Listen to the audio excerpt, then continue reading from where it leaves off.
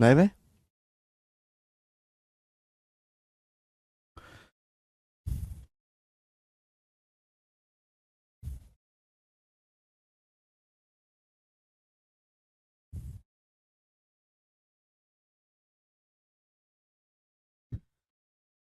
देखना class live चल रही है क्या? नमस्ते भाई, गुड इवनिंग, कैसे हैं आप लोग? आज सैटरडे है। वैसे तो आज का आपका ऑफ रहता है, पर ये मैंने एक्स्ट्रा क्लास लगवा दी है क्योंकि पीछे जो है एक दो क्लासों की आपकी छुट्टी हो गई थी, उसकी वजह से। ठीक है ना? आपकी एक दिन की छुट्टी हो गई थी, उसकी वजह से हमने आज ये एक्स्ट्रा क्लास लगवा दी है। चलिए शुरू करते हैं। हम लोग पढ़ रहे हैं रेशियो, और लगभग जो है ये शीट खत्म होने की ओर है, क्योंकि शीट में कुल 200 सवाल हैं, 172 पे हम आ चुके हैं। चले, अब मेरे प्यारे भाई, यहां से मैं आपको दो क्वेश्चन सॉल्व करवाऊंगा जो एवरेज पे आते हैं? अरे नहीं, सही नहीं है यार।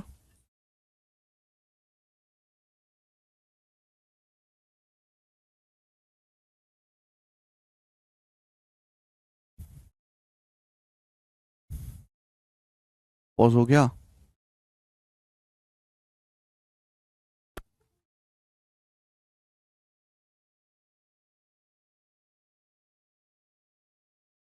ओ यार,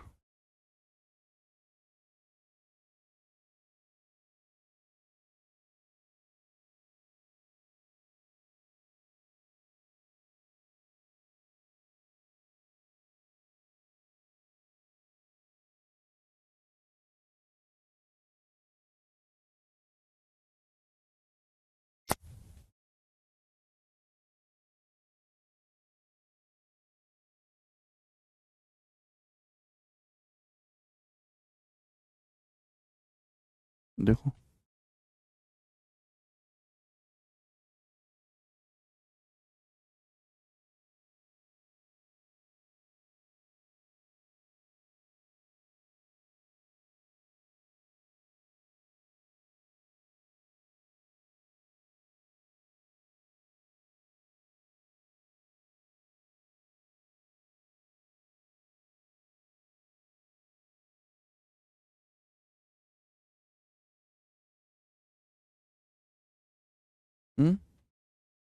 सही दिख रहा है।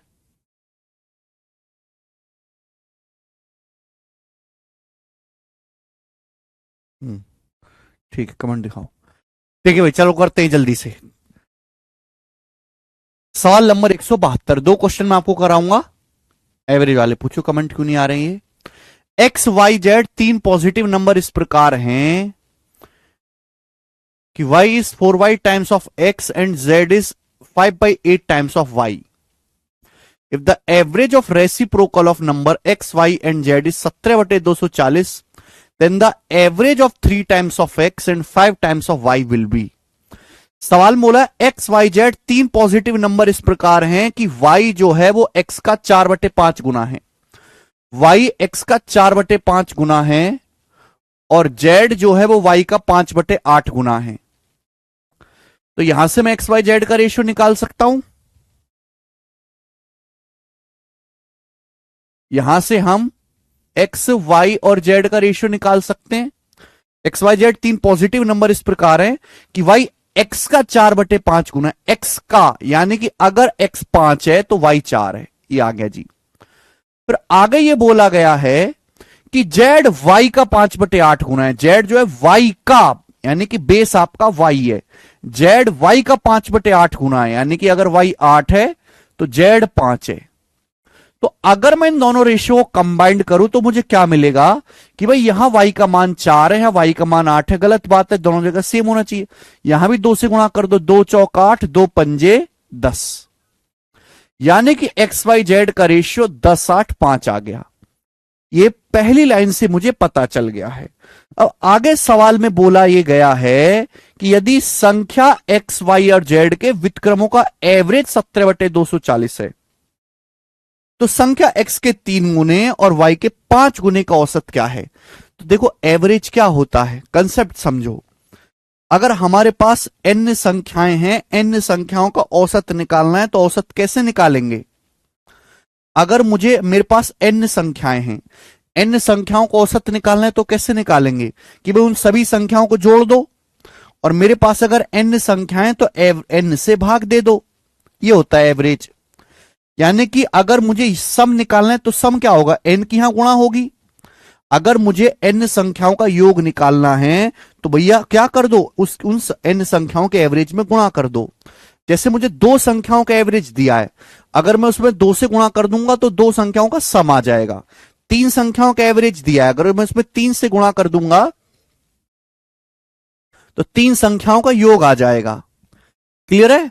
सवाल में यहां पे बोला यह गया है कि संख्या एक्स वाई जेड के रेसिप्रोकल का एवरेज 17/240 है। तीन संख्या एक्स वाई जेड है, उनके रेसिप्रोकल का एवरेज 17/240 है। तो 17/240 को अगर मैं तीन से गुणा कर दूंगा तो क्या आ गया, ये एक्स वाई और जेड के रेसिप्रोकल का सम आ गया।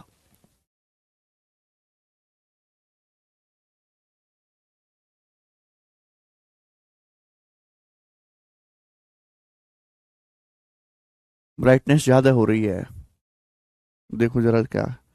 ठीक है, तीन संख्याओं का अगर एवरेज 17/240 है तो एवरेज को अगर तीन से गुणा कर देंगे तो यहां पे योग आ जाएगा, कितना आएगा, 17/80। ये कंसेप्ट आपको जानना है। अगर जैसे एग्जाम्पल के लिए हमारे पास n संख्याएं, n संख्याओं को औसत निकालना है तो कैसे करेंगे, n संख्याओं को जोड़ो और n से भाग दीजिए। लेकिन अगर मैं उल्टा कहूं आपसे कि आपको n संख्याओं का सम निकालना है तो भाई क्या कर दो, n को एवरेज से मल्टीप्लाई कर दो, आ जाएगा। अब यहां पे एक्स वाई जेड के रेसिप्रोकल का सम दिया, रेसिप्रोकल आप जानते हैं उल्टा। यहां पे देखो एक्स वाई जेड का रेशियो है, ये एक्स वाई जेड का रेशियो 10:8:5 है। जब मैं रेशियो हटाऊंगा तो एक वेरिएबल से गुणा होगी, जब मैं रेशियो हटाऊंगा तो एक वेरिएबल से गुणा हो जाएगी, 10 के, 8 के, 5 के। ये एक्स वाई जेड की वैल्यू है मेरे प्यारे भाई, एक्स वाई जेड की वैल्यू ये होंगी। तो एक्स वाई जेड का रेसिप्रोकल क्या होगा भाई, एक्स का मान, ये एक्स वाई जेड की वैल्यू आ जाएंगी मेरे प्यारे बच्चों। ठीक है, कोई प्रॉब्लम? एक्स रेसिप्रोकल क्या होगा बेटा, एक्स का रेसिप्रोकल 1/10 के, वाई का मान है 8 के, इसका रेसिप्रोकल 1/8 के, जेड की वैल्यू 5 के, इसका रेसिप्रोकल 1/5 के। समझ में आया? अब आप इन सब को जोड़ेंगे, ये इक्वल हो गया। ठीक है, क्या आपको सब दिखाई दे रहा? हाँ जी, चुपचाप पढ़ो मुर्दे की तरह। तो 10, 8, 5 का एलसीएम क्या है, 10, 8, 5 का एलसीएम 40 के आ गया, 40 के। तो क्या हो जाएगा जी, 10 अट्ठे 10, चौक 40, 8 पंजे 40 और 5 अट्ठे 40। तो कितना आ जाएगा मेरे दोस्तों ऊपर, बराबर 17/80, 17/80 आप बोलोगे? हाँ जी सर। अगर आप यहां पे गौर से देखो तो 8, 4, 12, 5, 17 से 17 कट गया, 40 से 80 दो बार कट गया, तो के का मान 2 आ गया। के का मान क्या आ गया, 2 आ गया। अब सवाल में आपसे पूछा एक्स के 3 गुने और वाई के 5 गुने का एवरेज बताओ। एक्स का 3 गुना है, देखो के का मान 2 आ गया तो एक्स की वैल्यू आ गई 20, के का मान 2 आ गया मेरे दोस्तों, तो जेड की वैल्यू, के का मान 2 आ गया तो वाई की वैल्यू आ गई मेरे दोस्तों 16। एक्स और वाई की वैल्यू आ गई। ठीक है ना, के का मान 2 रख देंगे, एक्स और वाई की वैल्यू आ गई। बोला एक्स के 3 गुने वाई के 5 गुने का औसत क्या, तो एक्स का 3 गुना क्या होगा, एक्स का मान 20 है, 20 का 3 गुना 60, वाई का 5 गुना, वाई का मान 16 है, 16 का 5 गुना 80, 16 का 5 गुना 80। इनका एवरेज बताना है। दो संख्याओं का एवरेज क्या होता है, जोड़ के 2 से भाग दे दीजिए, यानी कि 70। तो सवाल का जो आंसर आएगा वो 70 आ जाएगा। ए ऑप्शन करेक्ट है, ए ऑप्शन। समझ में आ गया बेटा? सप्रोकल का एवरेज 17/240 है। एवरेज यानी कि औसत क्या होता है, जैसे हमारे पास n संख्याएं दी हो, हमारे पास दो संख्याएं दी हो तो एवरेज कैसे निकालते, दोनों संख्याओं को जोड़ दो, 2 से भाग कर दीजिए। तीन संख्याएं अगर आपको दी हैं तो कैसे निकालेंगे एवरेज, तीनों संख्याओं को जोड़ो, 3 से भाग दे दीजिए। अगर चार संख्याएं दी हैं, क्लास पोस्ट भाई, देख रहे हैं क्लास कैसे पॉज हो गई?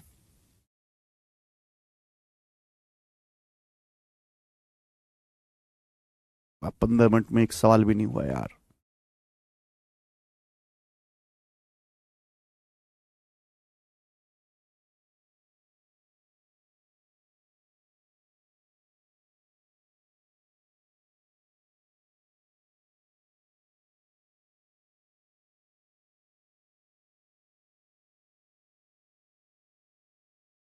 सही चल रहा है।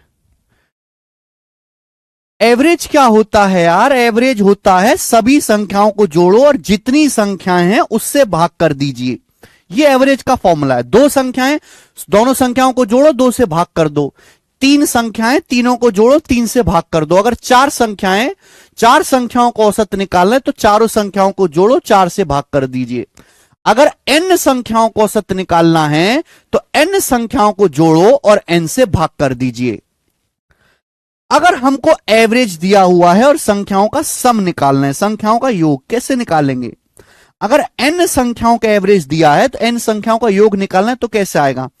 एवरेज की n में गुणा कर दो। एवरेज की अगर आप n में गुणा कर देंगे तो n संख्याओं का योग आ जाएगा। यहां पर ऐसा ही है कि तीन संख्या एक्स वाई जेड के रेसिप्रोकल का एवरेज 17/240 है।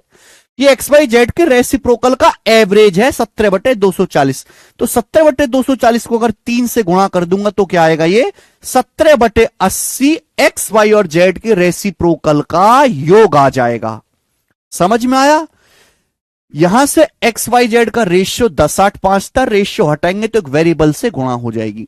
रेसिप्रोकल किया, रेसिप्रोकल का सम बराबर 17/80 किया, कैलकुलेशन करके के का मान 2 आ गया। के का मान 2 है तो एक्स का मान 20 है, वाई का मान 16 है।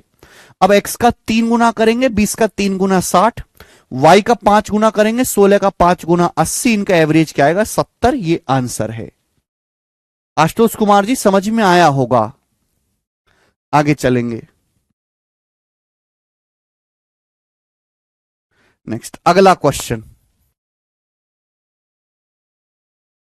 सवाल है आपके सामने यहां पर 173 नंबर। करेंगे जल्दी से। क्या आंसर है? 173।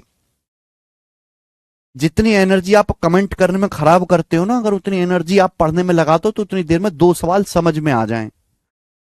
जितनी एनर्जी आप कमेंट करने में खराब करते हो उतनी एनर्जी अगर आप पढ़ने में लगाओ तो 2 सवाल समझ लो।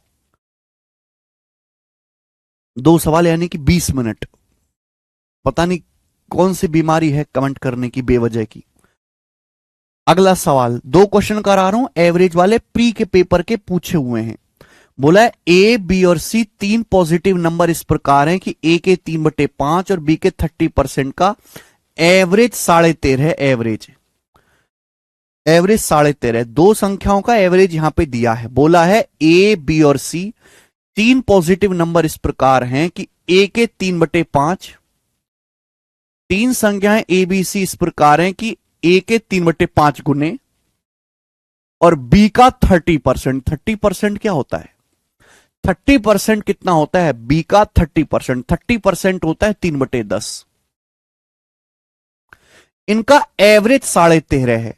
ये 2 संख्याएं, ए का 3/5 गुना और बी का 30%, इनका एवरेज 13.5 है। अगर एवरेज 13.5 है तो इनका योग क्या होगा? 13.5 का दुगुना होगा, 27।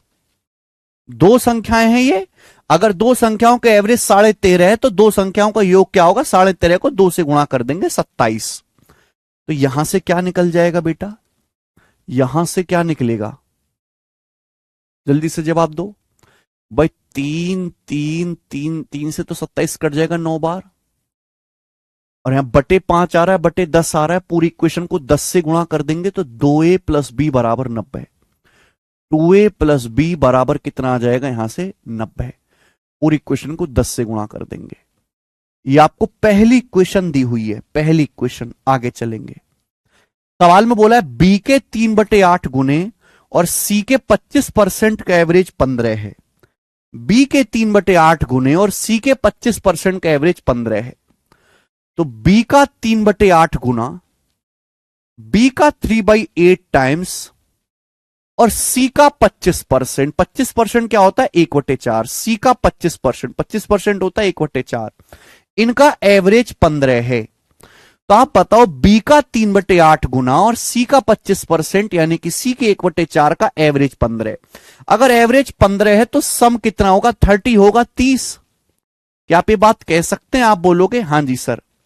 अगर एवरेज 15 है तो योग कितना होगा? 15 का दुगुना होगा, 30। तो b का 3/8 गुना और c का 25%, c के 1/4 गुने का एवरेज 30 है तो एवरेज 15 है तो योग कितना हो जाएगा 30। यहां से क्या आ जाएगा बेटा, यहां बटे 8 आ रहा है, बटे 4 आ रहा है, पूरे को 8 से गुणा कर दो पूरी इक्वेशन को, तो क्या हो जाएगा 3b प्लस 2c, 8 से गुणा कर देंगे ना, बटे 8 बटे 4 आ रहा है, पूरी इक्वेशन को 8 से गुणा कर दो। 3b प्लस 2c बराबर, तो 8 से गुणा करेंगे 30 में 240, तो मेरे को ये दो इक्वेशन मिल गई बच्चे, दो इक्वेशन मुझे पता चल गई। आगे सवाल में बोला है कि संख्या ए सी के 5/12 गुने के बराबर है। ए सी के 5/12 गुने के बराबर है, इसका मतलब है कि ए का जो मान है, ए का जो मान है वो सी का 5/12 गुना है। ए का जो मान है वो सी का 5/12 गुना है। इसका मतलब ये हुआ कि ए और सी का जो रेशियो है, ए और सी का जो अनुपात है वो 5/12 है। ए और सी का जो अनुपात है वो 5/12 है, ये कहा गया है सवाल में। तो आपसे पूछा है तीनों संख्याओं का सम ज्ञात करो, तीनों संख्याओं ए बी और सी का योग ज्ञात करो, सभी तीनों संख्याओं का सम निकालो। बताओ जी कैसे करेंगे सवाल को सॉल्व, बताइए।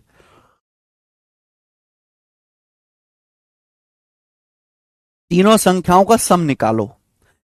एक इक्वेशन आपको ये दी हुई है, एक इक्वेशन आपको ये दी हुई है, और ये ए और सी में रेशियो दिया गया है।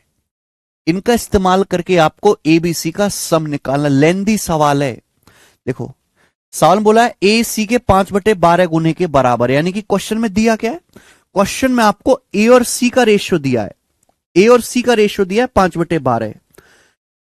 अगर मुझे एक इक्वेशन भी ऐसी पता लग जाए जो ए और सी में हो तो क्वेश्चन सॉल्व हो जाएगा।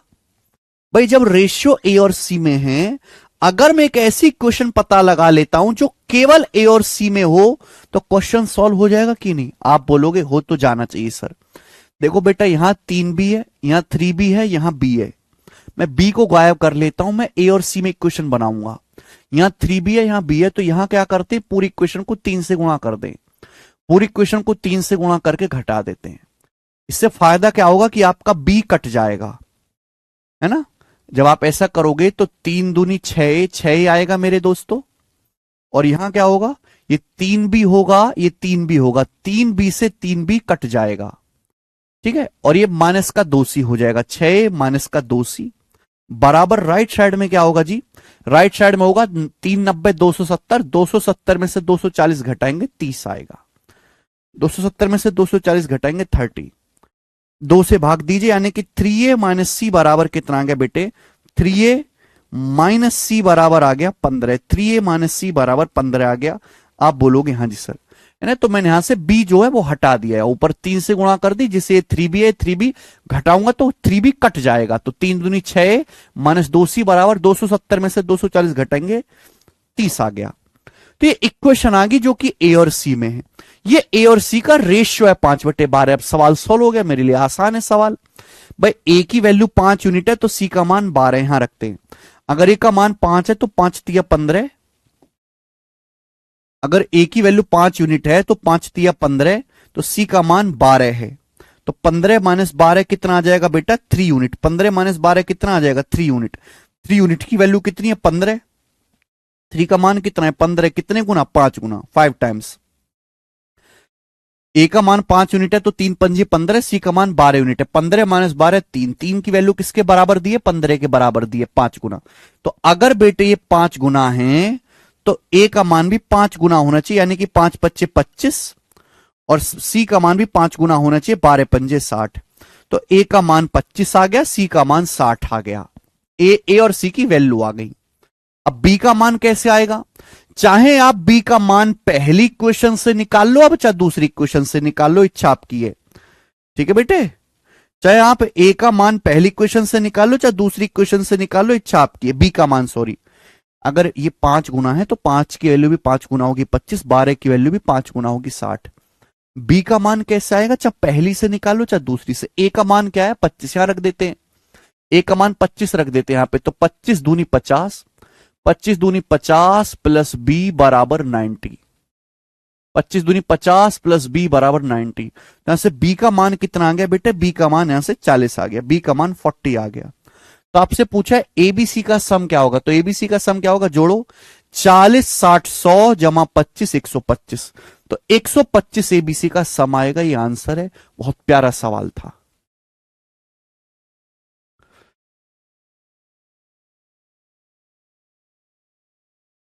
$125 ए ऑप्शन। अच्छा सवाल था। तो 2 क्वेश्चन मैंने आपको करवा दिए दोस्तों यहां पर, बहुत धीरे धीरे मैंने आपको बताया एवरेज वाले, आगे चलेंगे। अब ये टाइप खत्म हो गया, बिल्कुल टाइप वाइज टाइप चल रहा है, बस आपको मुर्दे की तरह पढ़ना है बिना कुछ बोले। नेक्स्ट आगे आएगा मेरे दोस्तों आपके सामने यहां पर सवाल नंबर है 174, ये बताएंगे अगला क्वेश्चन जी। इंपॉर्टेंट सवाल है, इंपॉर्टेंट, वेरी वेरी इंपॉर्टेंट। 2016 के मींस का क्वेश्चन है, 2016 मींस के पेपर का एज इट इज पूछा हुआ सवाल है। अब जी करें इस सवाल का क्या आंसर है। Each member of club contributes as much rupee and as much paisa as the number of members of the club.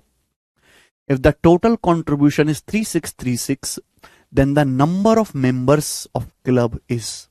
पहले सवाल पढ़ो भाई, एक क्लब है, क्लब मतलब जैसे सोसाइटी के कुछ बुढ़े लोग मिलके एक ग्रुप बना लेते हैं ना, तो उसको क्लब बोलते हैं। तो क्लब है, तो बोला गया कि क्लब का हर एक मेंबर, क्लब का हर एक मेंबर उतने ही रुपए देता है और उतने ही पैसे देता है जितने की क्लब में मेंबर हैं। बात समझे, अरे बात को समझे। क्लब का हर एक मेंबर उतने ही रुपए देता है और उतने ही पैसे देता है जितने की क्लब में मेंबर हैं। जैसे एग्जांपल के लिए अगर क्लब में 10 मेंबर हैं तो क्लब का हर एक मेंबर 10 रुपए देगा और 10 ही पैसे देगा। तो जो टोटल कंट्रीब्यूशन हुआ पूरे क्लब का वो 3636 रुपए हुआ। तो आपसे पूछा गया कि क्लब में कितने मेंबर हुए। तो 2 तरीके, एक ऑप्शन से और एक बेसिक से। पहला तरीका जो ऑप्शन से कर लेते हैं कि माना, पहला ऑप्शन चेक करते हैं सबसे आसान, माना क्लब में 60 मेंबर है, मैंने मान लिया कि माना जो है क्लब में 60 मेंबर है, 60 मेंबर हैं क्लब में, ठीक है जी। पहला ऑप्शन चेक करते हैं। तो सवाल की लैंग्वेज पढ़ो कि क्लब का हर एक मेंबर उतने ही रुपए देता है, उतने ही पैसे देता है जितने क्लब में मेंबर है। मैंने माना पहला ऑप्शन क्लब में 60 मेंबर है, तो हर एक मेंबर 60 रुपए देगा और 60 ही क्या देगा, पैसे देगा। 60 मेंबर देगा, हर एक मेंबर 60 रुपए देगा और 60 ही पैसे देगा।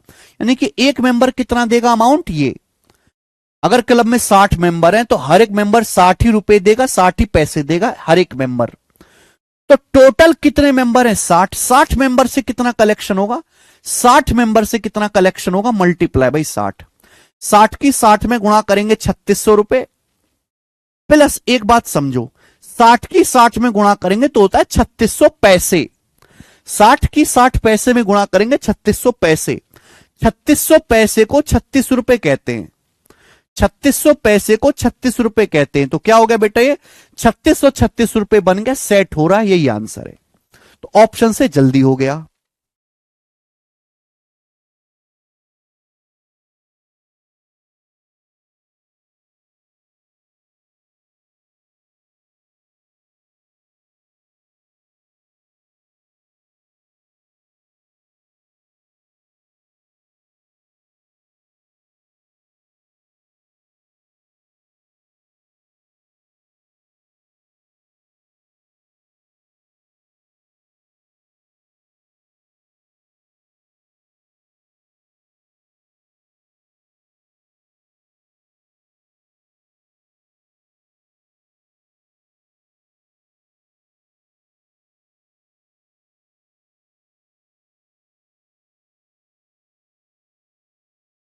ठीक है जी, तो ये बेस्ट तरीका है ऑप्शन से करने का।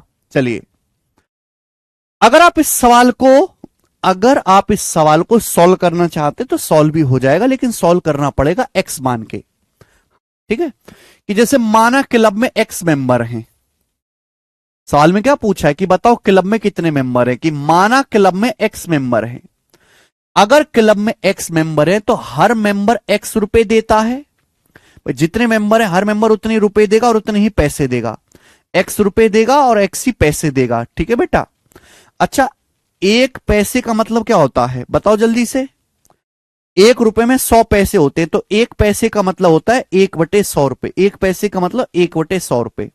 तो एक्स पैसे का क्या मतलब है, एक्स पैसे का मतलब है पी मतलब पैसा, एक्स पैसे का मतलब है x/100 रुपए।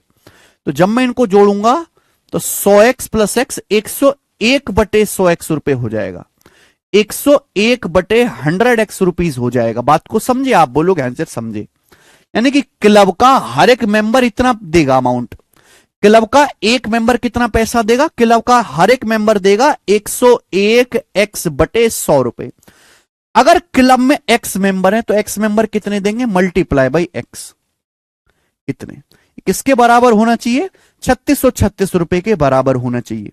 यहां से जब मैं कैलकुलेशन करूंगा तो 101 से 3636 36 बार कट जाएगा, तो x गुणा एक्स स्क्वायर बराबर आ जाएगा 36 की 100 में गुणा 3600, एक्स स्क्वायर 3600 हो गया, तो x का मान अंडर रूट ले लेंगे 60 आ गया।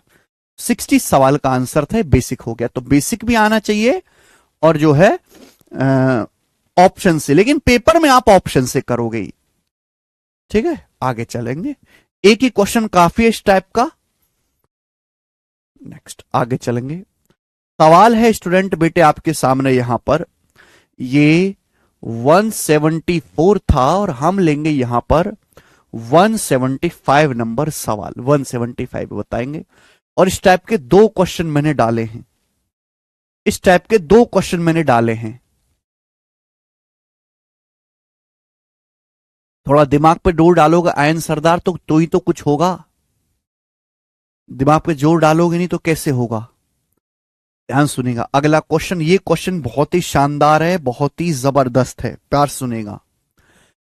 लाल और हरे रंग की एक तस्वीर में लाल और हरे रंग का उपयोग 2:3 का अनुपात में किया जाता है। यदि ऊपरी आधे में हरे और लाल कलर का रेशो 5:4 है ऊपरी आधे में, तो निचले आधे में लाल और हरे कलर का अनुपात क्या होगा। ध्यान सुनिएगा, गजब का क्वेश्चन है और गजब का कंसेप्ट सीखोगे आप यहां से, अच्छा कंसेप्ट सीखोगे आप इस सवाल में। ध्यान से सुनिएगा, जैसे कि बेटे ये कलर पिक्चर है, ये एक पिक्चर है मेरे दोस्त, एक कलर पिक्चर है, ये कलर पिक्चर है। इस कलर पिक्चर को बनाने में, इस पूरी पिक्चर को बनाने में मेरे दोस्त, इस पूरी पिक्चर को बनाने में, इस पूरी पिक्चर को बनाने में रेड और ग्रीन कलर का इस्तेमाल होता है। ध्यान सुनिएगा, एक तस्वीर को बनाने में, एक तस्वीर को बनाने में रेड कलर और ग्रीन कलर का इस्तेमाल होता है 2:3 के रेशियो में, 2:3 के रेशियो में। बात को समझे, इसका मतलब यह कि इस पूरी पिक्चर में रेड कलर और ग्रीन कलर 2:3 के अनुपात में इस्तेमाल हुआ है। बोला यह गया जबकि ऊपरी आधे हिस्से में, इस पिक्चर के दो हिस्से करो, एक ऊपर वाला आधा और एक नीचे वाला आधा। ऊपरी आधे हिस्से में हरे और लाल का रेशियो 5:4 है, तो पूछा नीचे आधे हिस्से में लाल हरे का रेशियो क्या होगा।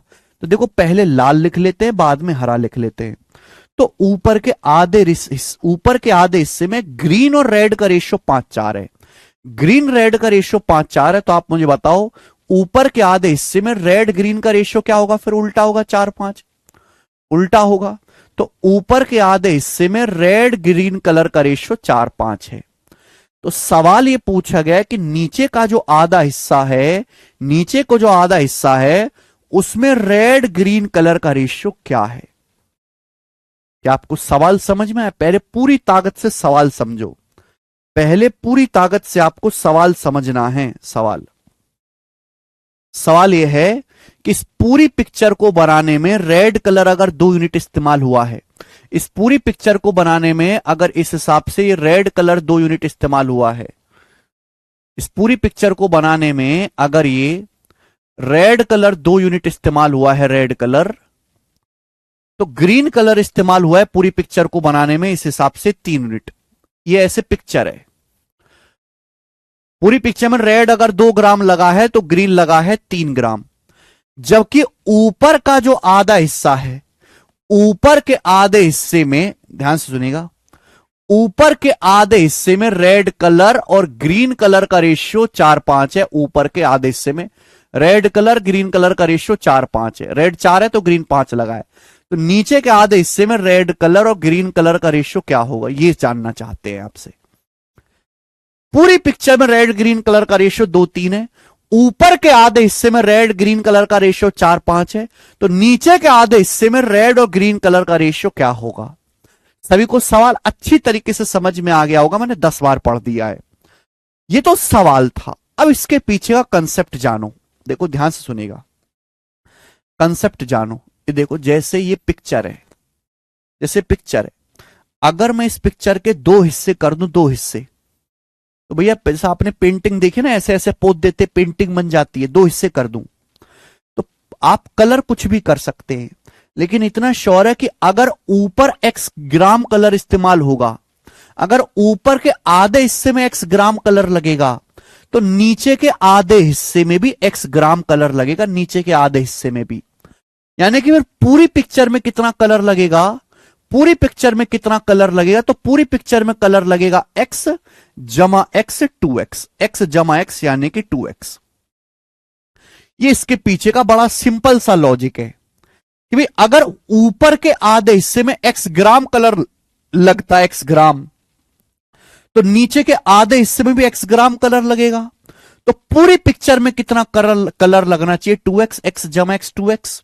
तो बेटा वही कंसेप्ट मैं इस्तेमाल करूंगा कि भाई अगर ऊपर x है नीचे x है, तो ये 2x दुगना लगना चाहिए पूरी पिक्चर में।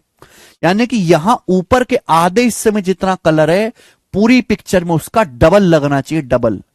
ये लॉजिक क्लियर हो गया। ऊपर जितना कलर है पूरी पिक्चर में उसका डबल लगना चाहिए। आप बोलोगे हाँ जी सर, क्या यहां पर ऐसा है? यहां देखो, यहां 4 5 9 है, यहां 2 3 5 है, गलत बात। यहां 4 5 9 है, यहां 2 3 5 है। 9 और 5 को तो पहले सेम बना लेते हैं, 45 45 पहले सेम बना लेते हैं। ऊपर 5 से गुणा कर लेते हैं, 5 से गुणा, और ये 9 से गुणा कर लेते हैं, पूरे को 9 से गुणा। देखो सेम हो गया बेटे, सेम हो गया। ये भी 45 हो गया, ये भी 45 हो गया, हो गया। ये भी 45 हो गया, ये भी 45 हो गया। ये भी 45 हो गया, ये भी 45 हो गया। लेकिन होना क्या चाहिए कि अगर ऊपर 45 ग्राम कलर लगाए तो नीचे भी 45 ग्राम होना चाहिए। पूरी पिक्चर में कितना कलर लगना चाहिए, डबल, 90 ग्राम। तो पहले मैंने इक्वल बना, ये भी 45 हो गया, ये भी 45 हो गया, लेकिन इक्वल थोड़ा ना, पूरी पिक्चर में तो डबल कलर लगना चाहिए, यानी कि इसका दुगना, डबल लगना चाहिए, मल्टीप्लाई बाई 2। आप बोलोगे हाँ जी सर, यानी कि मैं ये कह सकता हूं अगर पूरी पिक्चर में रेड कलर 9 दूनी 18 दूनी 36 है, 9 दूनी 18 दूनी 36 है। अगर पूरी पिक्चर में रेड कलर 36 है तो ऊपर कितना है, 5 चौक 20, ऊपर 20 है, तो नीचे कितना होगा, 36 में से 5 चौक 20 घटाएंगे, नीचे रेड कलर 16 होगा, 16। नीचे कितना होगा, 16। अगर पूरी पिक्चर में 9 दूनी 18 दूनी 36 है, ऊपर 5 चौक 20 है, तो नीचे 36 में से 20 घटाएंगे, 16 आएगा। पूरी पिक्चर में अगर ग्रीन कलर 9 दूनी 18 या 54 है, अगर पूरी पिक्चर में ग्रीन कलर 54 है, तो नीचे ऊपर 25 है, 5 25 25, तो नीचे कितना होगा, 54 में से 25 घटाएंगे 29, 54 में से 25 घटाएंगे 29। लेकिन नीचे के आधे हिस्से में रेड और ग्रीन का रेशियो 16 29 है। यह आंसर है 16 29, 16 29 आंसर है।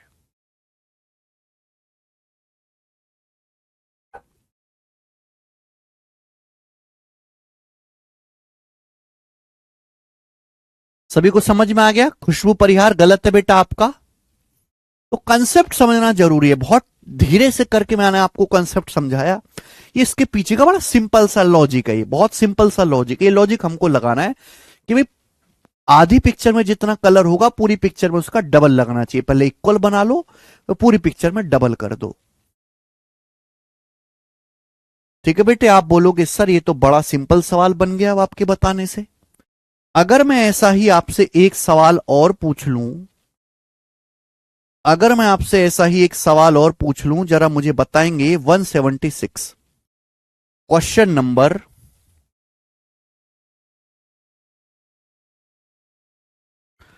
176।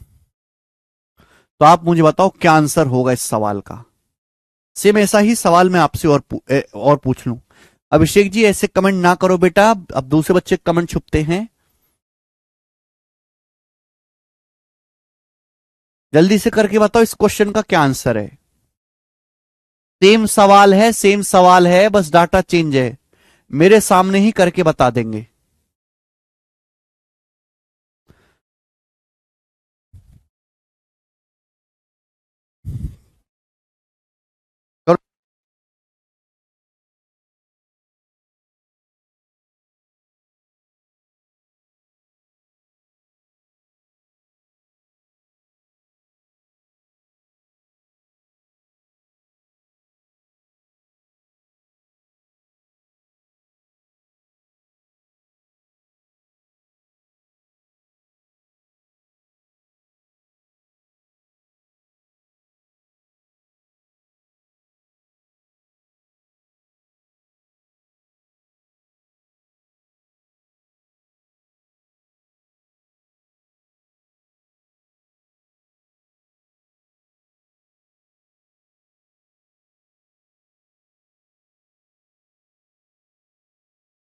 ये बिल्कुल सेम क्वेश्चन है।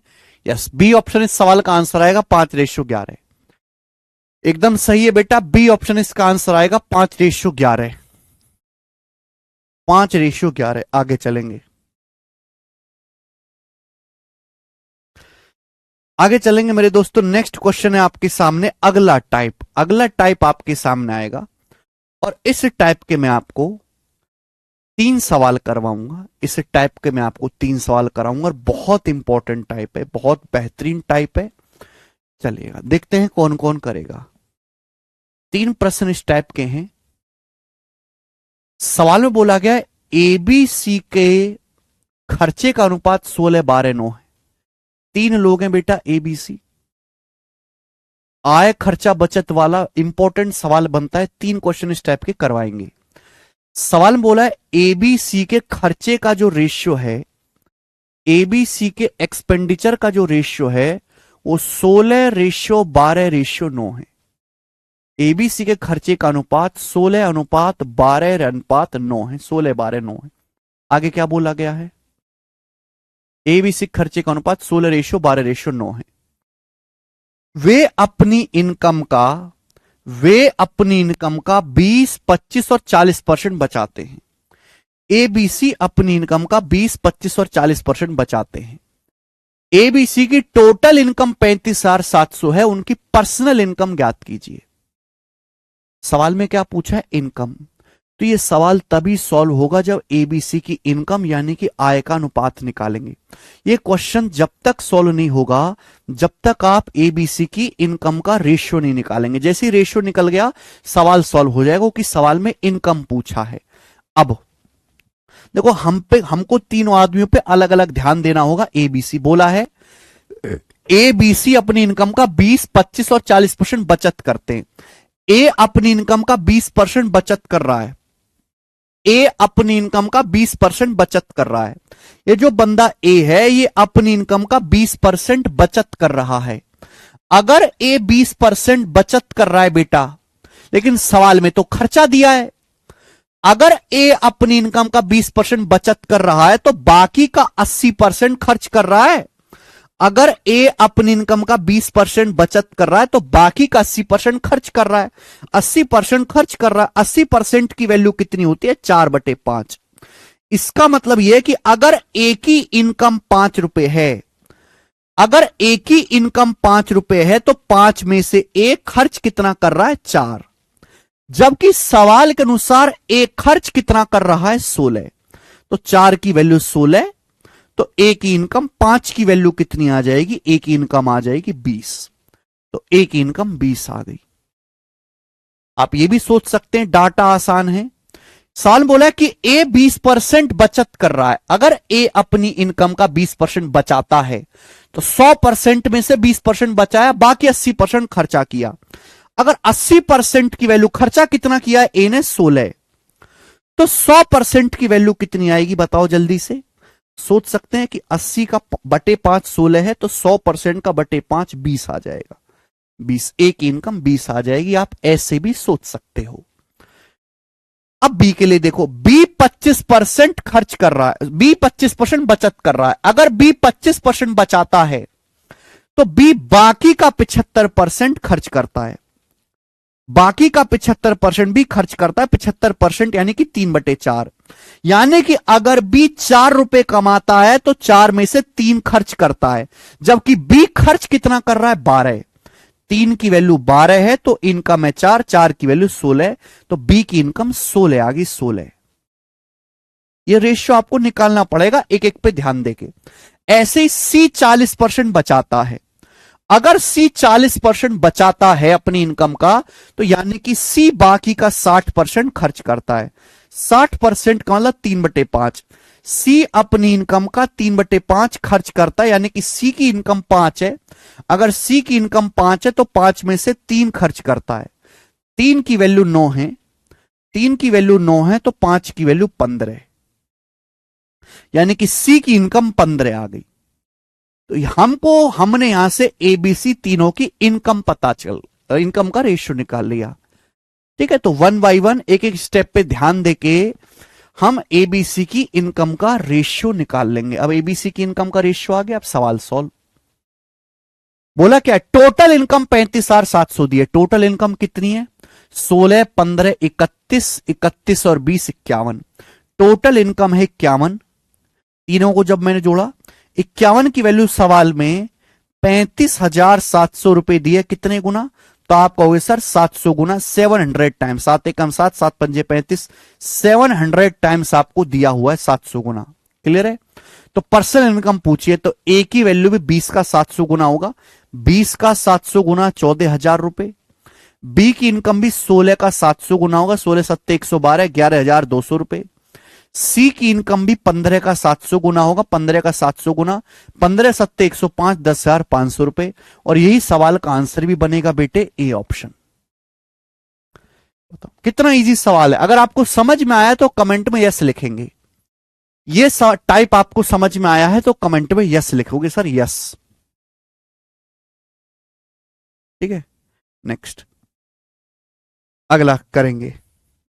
ये सवाल नंबर 177 था। नेक्स्ट क्वेश्चन है मेरे प्यारे भी सवाल नंबर 178। देखो 178 और 179 दोनों एक जैसे हैं। 178, 179 दोनों ही एक जैसे हैं। मैं कौन सा बताऊं आपको?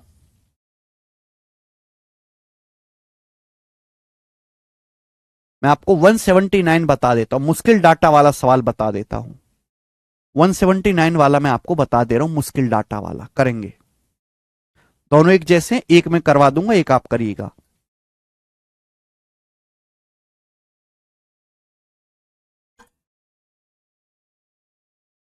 लिया ही क्यों अभिषेक? हम्म, चलिए। पी क्यू आर की इनकम का योग 1,39,200। 3 लोग हैं बेटे, सॉरी, 3 लोग हैं। पी, क्यू और आर, 3 लोग हैं। उनकी इनकम का योग 1,39,200 है। पी क्यू आर अपनी इनकम का 75%, 85:5/7% और 63:7/11% खर्च करते हैं। उनकी सेविंग्स का रेशियो 17/8 है। सवाल में पी क्यू और आर की बचत का रेशियो दिया है। सवाल के अनुसार पी क्यू और आर की सेविंग्स का रेशियो दिया गया 17:12:8। सवाल में बोला है पी और आर की सैलरी का डिफरेंस कितना है। सैलरी का डिफरेंस कितना है पी आर की, यानी कि क्वेश्चन सॉल्व करने के लिए मुझे इनकम का रेशियो पता करना पड़ेगा। क्वेश्चन सॉल्व करने के लिए मुझे इनकम का रेशियो पता करना पड़ेगा। जब तक इनकम या सैलरी एक ही बात है, जब तक इनकम का रेशियो नहीं निकलेगा क्वेश्चन सॉल्व नहीं होगा। देखो अब मुझे यहां पे हर एक पे अलग अलग ध्यान देना है। पी अपनी इनकम का 75% खर्च करता है। पी अपनी इनकम का कितना खर्च कर रहा है? 75%। ये जो बंदा पी है अपनी इनकम का 75% खर्च कर रहा है। सवाल में तो बचत दी है, अगर कोई बंदा 75% खर्च कर रहा है तो बचत कितनी कर रहा है? 25%। 100% में से पी ने 75% खर्च कर दिया तो बाकी का 25% पी ने बचत करी है। 25% यानी कि 1/4। यानी कि अगर पी की इनकम 4 है तो 4 में से पी ने 1 की बचत की है, बचत 1 की है। पी की बचत कितनी है? 17। 1 की वैल्यू 17 है तो 4 की वैल्यू 68 है, 68। यानी कि पी की इनकम 68 आ गई। क्लियर? अब हम बात करते हैं क्यू के बारे में। सवाल में कहा गया है कि क्यों अपनी इनकम का 85 सही 5/7% खर्च करता है। 85 सही 5/7% की फ्रैक्शन वैल्यू क्या है? देखो 1/7 होता है 14 सही 2/7%। ये 6 गुना है, 14 84 6 गुना। यानी कि क्यों अपनी इनकम का 6/7 खर्च कर रहा है। अगर क्यों अपनी इनकम का 6/7 खर्च कर रहा है तो बाकी का 1/7 बचत कर रहा है। क्यों अपनी इनकम का 1/7 बचत कर रहा है? क्योंकि इनकम अगर 7 है तो 7 में से बचत कितनी कर रहा है? 1 की। क्योंकि बचत है कितनी? 12। तो 1 की वैल्यू 12 है तो 7 की वैल्यू कितनी आ जाएगी? 84। तो क्यों की इनकम 84 आ गई, 84। ऐसे ही आर के बारे में देखो। आर अपनी इनकम का 63 सही 7/11% खर्च करता है। कितना होता है 63 सही 7/11%? भाई 1/11 होता है 9:1/11%। 7 गुना है 7/11। तो आर अपनी इनकम का 7/11 खर्च कर रहा है। 7/11 खर्च कर रहा है तो बाकी की बचत कर रहा है वो 4/11। 7/11 किसी आदमी ने खर्च कर दिया तो 1 में से 7/11 घटाओ, बाकी का 4/11 बचत किया। यानी कि आर की इनकम 11 है तो 11 में से 4 की बचत कर रहा है। आर बचत कितनी कर रहा है? 8 की। तो 4 की वैल्यू 8 है तो 11 की वैल्यू कितनी आ जाएगी? 22। 11 की वैल्यू 22 आ जाएगी। यानी कि मेरे दोस्तों आर की इनकम यहां से 22 आ गई, 22। ये पी क्यू और आर की मेरे दोस्तों क्या आ गया? ये पी क्यू और आर की इनकम का रेशियो आ गया। मुझे अलग अलग निकालना पड़ा। ठीक है, हालांकि 2 से कट भी रहा है तो काट लीजिए। सवाल में बोला है पी और आर की सैलरी का डिफरेंस। पी और आर की सैलरी का डिफरेंस कितना है? 46। तो 46 की वैल्यू आपसे पूछी है। 23 का मल्टीपल चेक कर सकते हैं। 23 से ये नहीं कटता, 23 से ये नहीं कटता, 23 से ये नहीं कटता। ये वाला ऑप्शन 23 से कटता। ये आंसर हो जाएगा डी ऑप्शन। पूरा करना चाहते हैं पीआर की सैलरी का डिफरेंस है। टोटल कितना है? 68 और 22 90, 90 और 84 174। टोटल 174 है। कितने का? 1,39,200 रुपए का। ठीक है बेटे, कितनी बार चला जाएगा? जल्दी से जवाब देंगे फटाफट। कितनी बार चला जाएगा? तो आप कहोगे सर 800 बार जाएगा। 17 अट्ठे 136, 1360 जमा 32 से 800 बार। 46 अट्ठे कितना आ जाएगा भैया? 320 और 48 368। 36,800 रुपए इस सवाल का आंसर है। 36,800 रुपए, ऑप्शन नंबर डी। मुझे लगता है कर लोगे।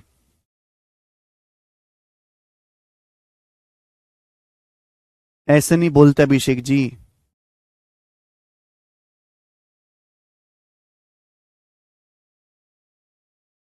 ठीक है, तो इजी टाइप है बच्चों। क्या आपको ये वाला टाइप समझ में आया? 3 क्वेश्चन डालने मैंने सीट पे, 2 मैंने करवा दिए, 1 आप खुद कर लेना। ठीक है, 2 क्वेश्चन मैंने करवा दिए, बड़े धीरे धीरे मैंने आपको बताया, 1 आप खुद कर लीजिएगा।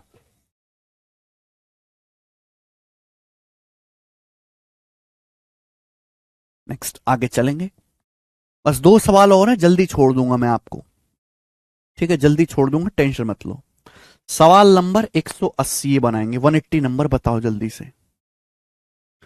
सवाल नंबर 180 कौन करेगा जी? ये सवाल एक ही सवाल करवाऊंगा ऐसा। ये क्वेश्चन 2016 के मेंस के पेपर में आया है। Same to same question CDS के पेपर में भी आया है 2024 में। सेम टू सेम सवाल 2024 के सीडीएस के पेपर में भी आया है। ठीक है ना, बहुत ही बेहतरीन सवाल बनता है ये। कैलकुलेटिव क्वेश्चन बनता है यहां सर। यहां से जो है शुरू करेंगे जी, क्या है देखते हैं। बोला 15,525 रुपए को सुनील, अनिल और जमील के बीच बांटा गया। 15,525 रुपए को सुनील, 15,525 रुपए को सुनील, अनिल और जमील के बीच बांटा गया। अगर 22 रुपए, 35 रुपए, 48 रुपए क्रम से उनके शेयर से कम किए जाते हैं तो उनकी शेष रकम 7, 10, 13 के अनुपात में होगी। यदि उनके ओरिजिनल शेयर में क्रम से 16, 77, 37 रुपए जोड़ दिए जाएं तो उनको प्राप्त राशि का अनुपात क्या होगा? देखो ये सब बाद में करना, पहले आप ओरिजिनल शेयर निकालो। हमारे पास 15,525 रुपए, 15,525 रुपए को 3 लोगों में बांटा गया, सुनील, अनिल और जमील को।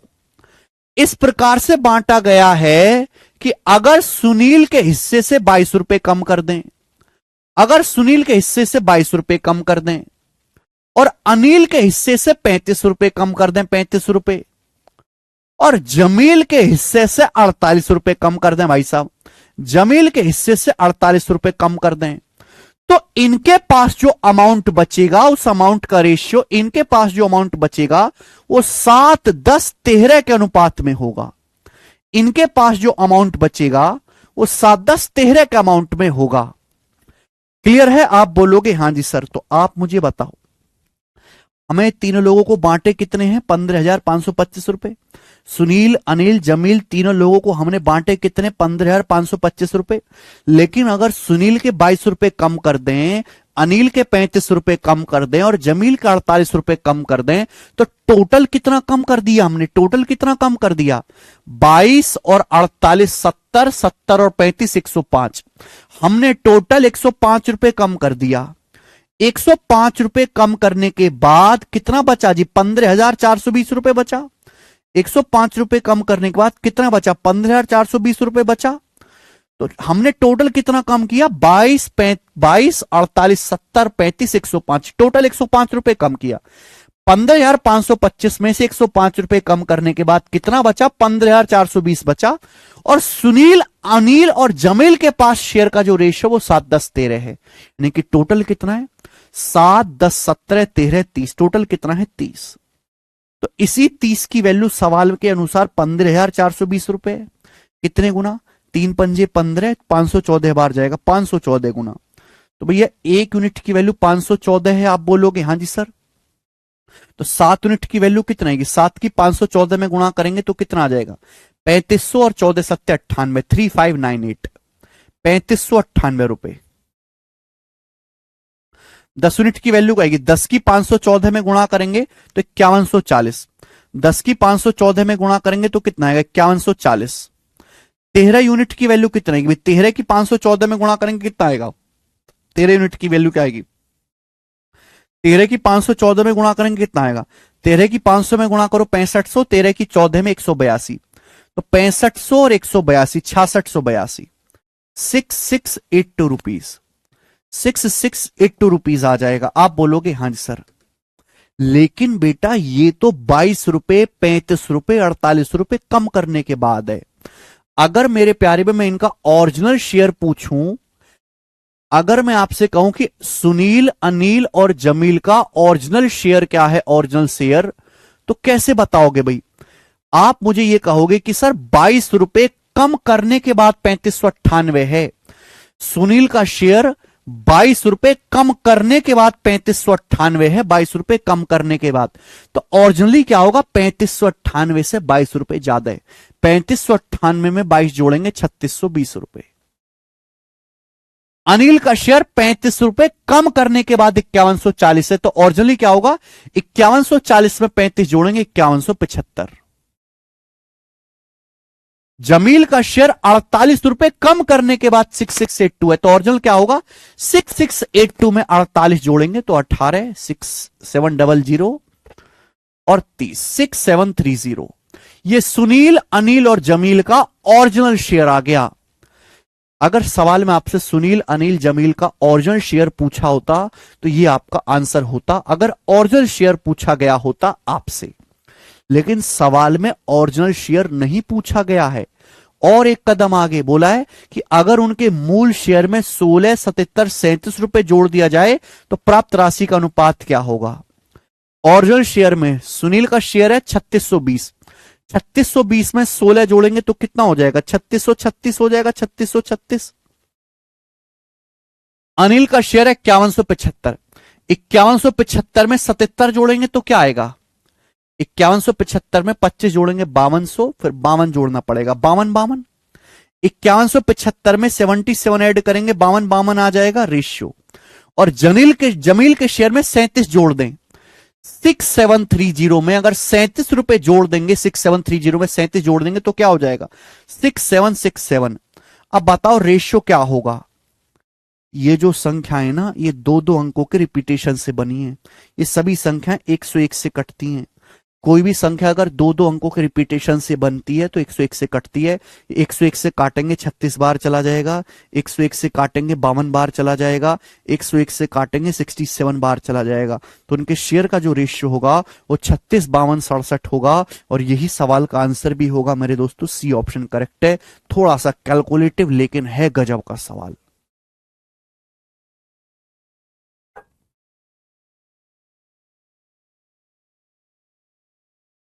सेम क्वेश्चन सीडीएस के पेपर में भी आया है इस साल।